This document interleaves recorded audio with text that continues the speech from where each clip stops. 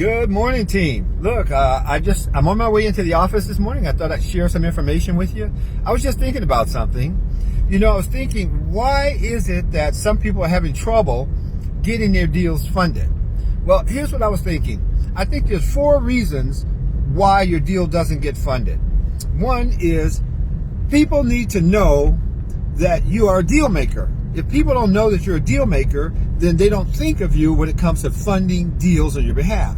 Number 2 is you got to put the word out there about your deal.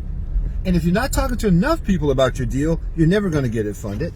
Number 3 is the deal has to make sense. And if the deal makes sense, others will see it as long as you tell them about it. And number 4 is the deal obviously has to make money.